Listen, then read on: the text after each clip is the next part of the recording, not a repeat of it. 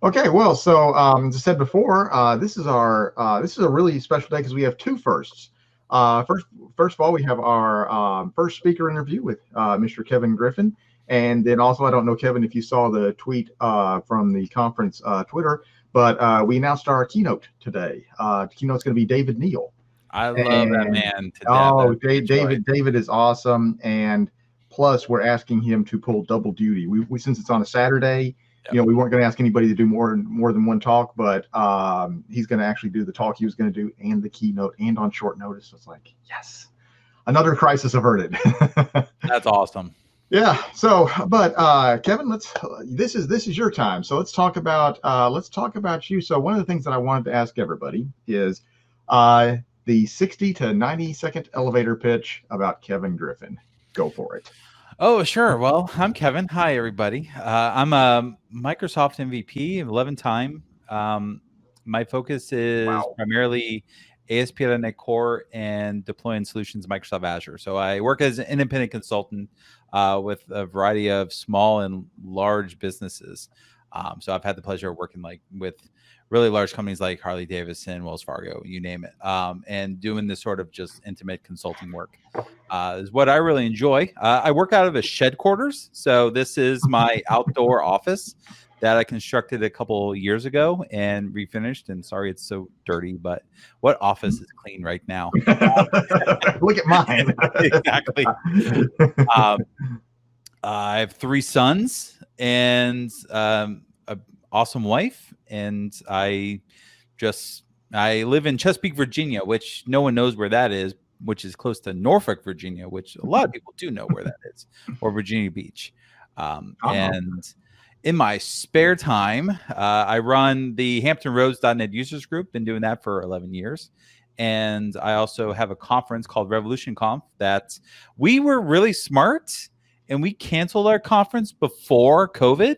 Mm-hmm. And then we seemed like geniuses when everyone else was having to cancel their conference like on the whim. We were already pre-canceled. So it's one of the many things I do.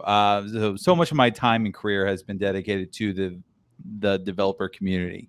I love this group of people, and it gives me opportunities to hang out and learn and help other people grow. Well, awesome. And you're also a streamer, correct? Yeah, I try. So I try to stream. I don't have a set schedule or anything. I usually try to find time in the afternoon on the East Coast of the U.S. to jump on and do an hour or two of streaming. It's really a problem because I'm an independent consultant. Yeah. That it's like, well, do I stream for 2 hours or do I get paid? And it's like, all right, well, let's toss this up. And there's very few client projects I can actually do on the air. Oh yeah, yeah. I dedicate a lot of the stream to, all right, I need to figure out this dumb issue, or I need to figure out this tech. Let me work on that in some sort of sandbox that's unrelated to my project, and that's what people tune in for. All right, what dumb thing is Kevin working on today? And then, and I did this a couple of weeks ago. I had some weird web Flexbox issues that I had to figure out. So I did a scaffold of it as a demo, and I spent 2 hours working through this and figured out the issue, and then went back and charged my client for 2 hours. So, because I had to figure out the issues regardless. Right, exactly. Live on the air. Birds. No, but I understand what you mean by that paradox there, because what I've been doing on stream is I've been learning. So like I've been learning Blazor, for example. Yeah. And so I've been going through the Blazor workshop. But there are some things like so like for the Pluralsight course I'm working on right now, it's about Flutter, but I need to have a REST server in the background. So what I'm doing is I'm thinking of, and the REST server is completely unrelated to it. It's just helper code. It's not what the course is about. It's just something that I need, but it's not what so I'm thinking about building that on stream or something. So that's what streaming is perfect for. Is if you have these unrelated, just scratch your own niche projects that you need to work on, stream is perfect for that, because you're basically killing two birds with one stone, right? Yeah, exactly. And I love doing that. And there's so many streamers out there who do exactly that. They come up with these little projects that they want to work on, and that's what they do on stream. And if they are working on it, they have to be on the stream. It's only a stream project, and I think that's fun. And then you have a lot of streamers out there who they work for companies, and they use their stream time to specifically to educate. Like they're doing 101 content to 200 level content, but they have a very pragmatic approach to their streams, and that's not me. I'll teach you whatever you want to know, but my stream is usually my entire thought process, A to B. Well, and also, and that's something that actually I was saying with the Blazor workshop, that I've actually been trying to commit myself to do it only on stream. Yeah. We'll see how that works, but yeah, but no, I think streaming is a great place for learning. I've been looking at, and I've been looking at Twitch as an educational platform. I think it has great potential as an educational platform, even though they're still largely a gaming platform. That's what they're known for at this point. So, what would you said you've been an MVP for 11 years, and I imagine you've been doing been in this industry for before that. So you've probably got an interesting story about your first computer. It was a Packard Bell 486. I was 9 years old. Trying to remember. It was a long time ago. I remember my dad and I going up to Circuit City. Those are the days. Yeah. Circuit City. Bringing it back. So it had a CD-ROM in it. It had a turbo button. So I forgot about those. About those. It ran DOS 6.1 and it had Windows 3.1 on it when we brought it home. So the rule was, when we brought it home, it was a very expensive toy, and I wasn't allowed to touch it unless my mom or dad were home at the time. Right. And so I live near Norfolk, Virginia. Anyone out there who knows Norfolk, we're a military town. My dad was in the Navy, and the thing about Navy parents is they leave. They go to sea for a time. And my dad went on a sea tour for 3 or 4 months. And when the cat's away, the mice will play. So I just read books. Like the library was the source. There was no internet. So you go to the library, pick out computer books. We bought a couple computer books, and I remember sitting down, like physically reading through DOS for Dummies and Windows for Dummies. And I just would read a section. I would go play around, and to the extent when Dad came home, I was the most knowledgeable person about the computer in the house because I had just gone through this book and I absorbed it. And I had made a friend of ours down the street. He was the dealer, for SneakerNet. So he had all the floppy disks. Like, oh, you want WordPerfect? Here's WordPerfect. Do you need DOS 6.2 upgrade? Here's DOS 6.2 upgrade. Like, it's not like people physically paid for software back in the early 90s. So I would just go down, make copies of things, and bring them home. And so I was going through this. I was just trying to learn as much as possible. In DOS for Dummies book, there was a section on QBasic, and I'm 9 or 10 at the time, and I get to that, and I'm like, this sounds cool.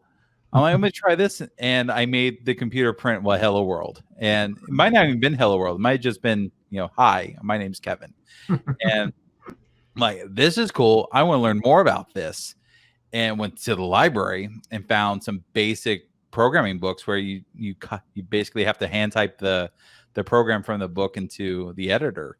And that's how I got started programming at 9 or 10. Was just I found this chapter in DOS for Dummies, and that started everything. Yeah, that's basic. I did basic as well. I'm a little bit before you. My first computer was a TI 99-4A, actually. I think it's still around here somewhere. And you're talking about the books and how you learn to program. So I've been redoing. So you have the shed. I have the bonus room above the garage, and I've been making some space to turn it into a part gym. And while I was moving some stuff around, I found old issues of Home Computer magazine. And this is like from the late 80s is what these are from. And I just thumbing through them, and in the back they always had these listings of things in there. And this was back in, of course, the days before text editors. You would type these things in at the command prompt. Yep. And if you missed one, if you messed it up, you had to go back and start all over again. And saving it to tape cassette and stuff. Those we didn't have internet, but boy, we had a lot of fun. I'm the generation. The last generation that remembers life before the internet.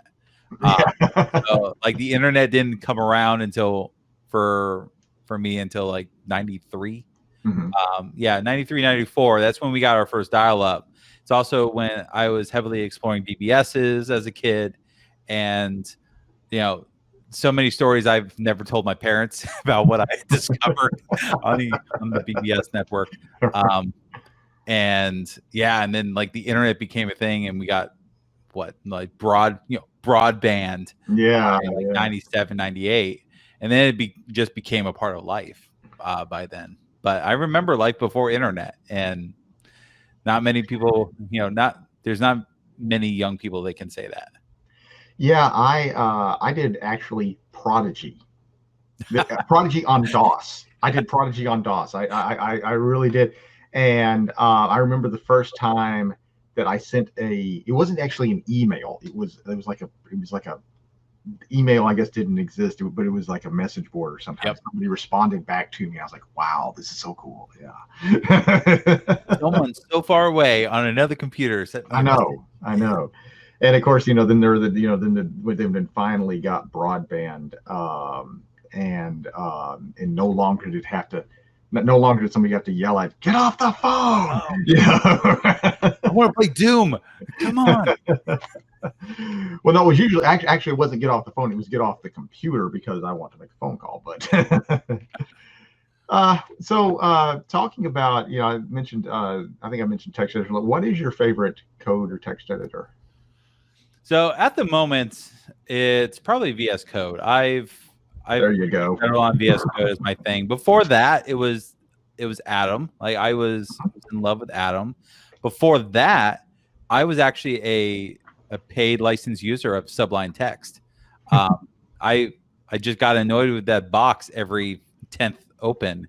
Yeah. I'm like, all right, I'll drop a couple bucks on this. And effective marketing strategy. It was like back in I'm finally at a point in my life where it's like I will willingly just pay for software because I can afford it, and it's just easier to use once you've paid for it. It's not like my SneakerNet days where I'm calling the guy down the street like, hey, I need a licensed version of WordPerfect. I already have the overlay for the keyboard. Can you give me the discs? Yeah, I have 8 of them here ready to go. But yeah, Sublime Text. And before that, what did I use before that? It was probably like Notepad++. Yeah. And it really depends on the work that I'm doing. So majority of my work is in VS Code. It's just a good flexible editor for most of my cases. Because I do a lot of .NET, there's still no good replacement for running .NET in Visual Studio. Yeah. And I will typically have Visual Studio up for ASP.NET Core projects I'm working on, and then I have VS Code open for like Vue or JavaScript apps I'm working on, and they work great for their own cases. And but there's I'm finishing a course right now for Opsagility, and I decided to do all that work in VS Code for demos, and after spending hours and hours and hours in VS Code writing .NET. It's like, yes, it's good. It's functional. It's still not a replacement for Visual Studio. Like, Visual Studio just does so much more extra stuff helper-wise. So I can't give it up yet. Yeah, I work equally across platforms. I've got my PC that I use here, my desktop for video editing, but I really like Mac OS. I just got one of the 16-inch MacBook Pros that I absolutely love, and I do a fair amount of work in Linux. And what I love about Visual Studio Code is it may not have as many features as Visual Studio, but the cross-platform developer experience I mean, it literally is. It's almost identical. And then plus, I can use it for so many things. I mentioned I'm doing a Flutter course right now. I'm using Visual Studio Code for that. All my Python stuff, I can use Visual Studio Code for that. I can pull in fact, I saw a blog post this morning about they've already got Jupyter Notebook support, but the new features that they've added. So it's not just for code either. It's, you can interact with databases. The previous course I did on MongoDB, I used Visual Studio Code for the client. So yeah, but one of the things that's interesting is living in the Python world is talk about code. There are a lot of people who believe that you are not a real programmer unless you use Vim. Yeah. No. Yeah, I know a lot of Vim people. But don't get them wrong. Like watching a proficient Vim user use Vim is the equivalent to watching a magician on stage. I don't understand what they're doing, but what they're doing looks beautiful. Yes. So like the extent of my Vim knowledge is if I'm on an unknown terminal, I'm trying to do a git commit message. I can do enough Vim to get in, write my message, and quit. Like if you don't learn anything else, just learn how to quit Vim. You are far more proficient than most Vim users. Yeah, it's an experience for sure. Yeah. Oh, let's see here. What else can we talk about? I do want to get. Let's go. Well, I want to get to what you're going to talk about at TDevConf. So, give us a preview. No spoilers, but who should come to see your talk? What's the motivation for it? So give us give us the elevator speech for your talk. Yeah. So I believe I'm talking about Azure Static Web Apps, which is a new feature on the Azure Stack that's really it's focused towards these statically generated web applications that if you're looking at things at a core performance standpoint, like removing the server is a huge benefit. So like my website, consultwithgriff.com, is all statically generated. I go through a build process to build out every individual page that the person might possibly go to. And when you go there, it loads crazy fast. Like you hit enter, boom, the page is up, because there are systems in place to optimize that experience where it's just loading HTML, CSS, and a little bit of JavaScript, but there's no process on the server to figure out, all right, how do I generate this page? Right. Let's use a WordPress page as a counter example. You go to WordPress. Let's say an unoptimized WordPress page. But you go to unoptimized WordPress page. It's like, all right, I'm going to index. I need to go hit the database to get this content, that content. Let's put it all together. Let's build some HTML. Let's ship that HTML out to the clients. Static sites are just like, oh, here's HTML directly off disk, behind some sort of caching server, just load crazy fast. Right. And so a lot of sites I build is, so if I'm building something in Vue.js, I can build it down to the core parts where I can still deliver one HTML file and a little bit of JavaScript and the entire thing works. It doesn't need the backend server except for maybe a little bit of processing. Supporting this on Azure has been kind of cumbersome because the solution has been either use blob storage in Azure for hosting just a folder that has web pages in it, and that works, and that is crazy fast, but it's a little bit of effort to configure and set up. So it's not ideal. But then if you need any sort of actual server processing, you don't have a server. And the use case I had on my site was I needed to support reCAPTCHA. And so I have a form on the page, and the form should just go to my email marketing solution. But I was getting too much spam signups for it, so I'm like, well, let me put in reCAPTCHA. Well, reCAPTCHA only works if there's a server component, because you need something that's hidden away from the clients to verify the reCAPTCHA. So I was like, well, I don't have the server. What do I do? And the solution is serverless. So I created a separate account for Azure Functions. I created an Azure function that would verify everything. That worked really well, but it's two separate apps. So two separate domains. I have to worry about cores and all that crap. And it's like, all right, well, this works. It's clunky. It's cumbersome. It's not ideal. And so with Azure Static Web Apps, they came back and went, let's make this as easy as publishing something to Azure as an Azure App Service. And let's give people the flexibility of building a static website. And then also let's just inject Azure functions as part of the main project. So I can have one app that has my static site and also has little snippets of Azure functions. And it all runs through a GitHub action, but it all gets compiled and pushed out to an app service, and it just runs as a static app on my Azure instance. And it just works flawlessly. It's super fast. It works great. They even have solved some of the major issues with static sites like routing. If you're building a static site for performance, well, how do you support a case where you need to do a redirect? So a 301 redirect, because there's no server that's handling the request. How do you take this request coming in and redirect it to another page? Well, in blob storage, you can't. There's just no solution for that. You have to have a server. But Azure Static Web Apps, they're like, well, just give us configuration. We'll handle that part for you. And it's, again, crazy fast. And they're solving all these little niche issues that Azure users have typically had with hosting static apps in the past. And then people argue, well, I could do the same thing with Netlify and Firebase and this. And like, yep, you're absolutely right. Except those are not on Azure. And all my customers are on Azure. So this solves that particular problem for Azure in a way that makes sense. Right, and in fact, talk about static hosted sites, TDevConf.com.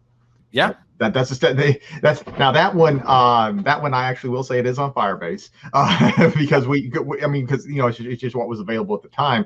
There's nothing wrong with that I'm not sure that Azure Static Web Apps was out of preview then. But it's still in preview now. Oh, still in preview now. Okay, that may have been why I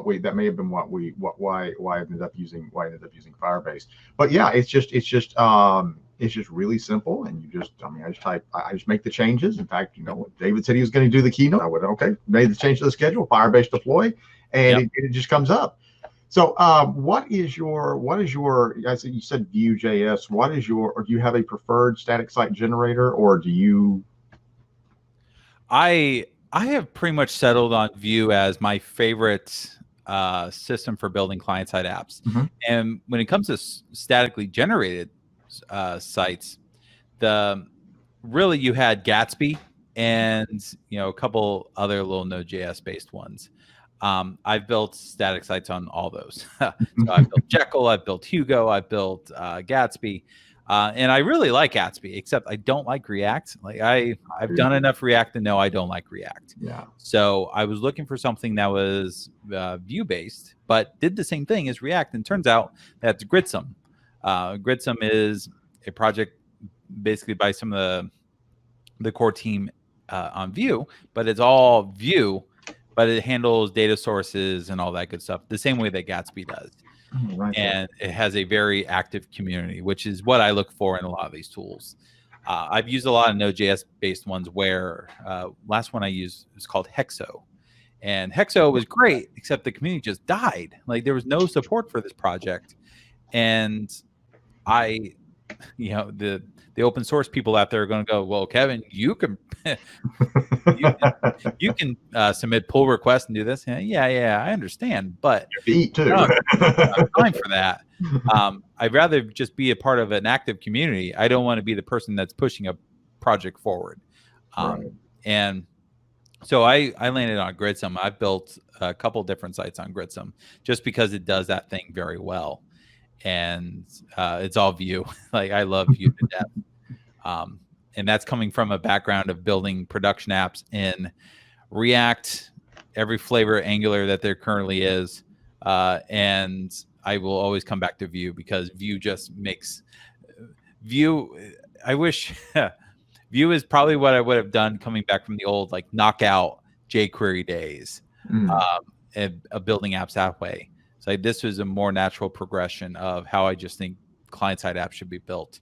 So yeah, I'm very opinionated in that way. No, I no, I have the experience to back it up, I hope. hey, that's why we have different speakers, is to get different opinions out there. Yeah. So you talked a lot about what you do. You talked about obviously you're very involved in the community. You run a conference, you run user group, 11-time MVP. So, but what do you do outside of work or tech, if you do anything outside of tech at all? I know for a lot of us who are really, really invested in this industry and in the community, a lot of what we do for fun is related to tech. Yeah. So the hobby I'm trying to get back into. So since having kids, a lot of hobbies just go out the wayside. But I enjoy woodworking. Okay. So we just finished the project. I built a new porch on the front of our house. So that was quite the little project to take on, because the porch that they put on the house when we bought it was barely wide enough for you to sit in a chair and your knees not knock the railing. It's like, it shouldn't even have called itself a porch. And my wife was complaining about it. I was complaining about it. We just never used the porch. It was just a mechanism to get to our front door. So I decided, all right, you're going to redo this. But if we're going to redo this, we're going to redo it right. We spent a lot of time in our front yards because the kids play with the neighbor kids, and we live in a cul-de-sac. And so I did the design and built basically I added 12 feet of width to the front of the porch. So now it's this like 15 foot by 12 foot porch that we have now, where before it was nothing. So that was an exercise in love. And I also picked the hottest day of the year, or the hottest week of the year, to work on it. So just sweating bullets every day. And in Virginia, we have humidity. So you walk outside, you can cut it with a knife. And I know about humidity in Memphis. Yeah. You just walk outside, and I would be dry. And I would walk outside, and then within 5 minutes, I am sweating so much I cannot see straight. But we got that done. That project's good. I'll be there this afternoon when I go mow. So, but yeah, woodworking. I enjoy just making stuff. And I think that falls back to a lot of, I think it's a nice non-tech thing I do, because usually with woodworking, you have a start and an end. Like when you're done, there is a physical product that is complete, and I don't have to worry about supporting this dumb thing for the next 6 years. It's just done, and I don't have to worry about it. It's interesting that you say that, because of course Chad Green, and Chad and I were talking one night about we're both big Lego fans.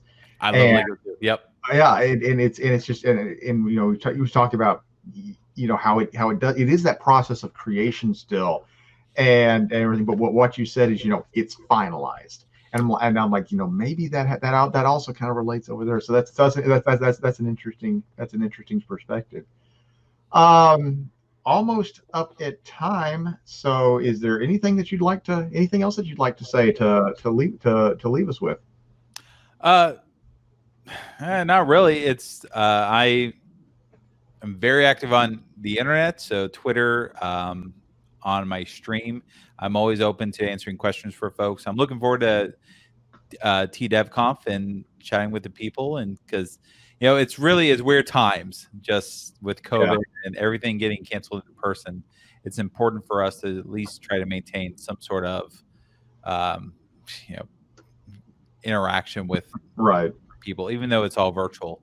I'm looking so forward to being at a location with friends, and even if we have to wear masks the entire time, that's fine. I just want to be in the same room with friends of mine. And I've been doing this for so long, like just active in the community for 13, 14 years, where just interacting with people is my release. And it's been a big strain on me. I know many of my friends, it's been a big strain on us not having that personal interaction. Mm-hmm. We don't understand how important conferences have been to our well-being. And, virtual is good, but I'm looking so forward to meeting so many people in person again. I'm with you. And that's actually one of the reasons that TDevConf was started.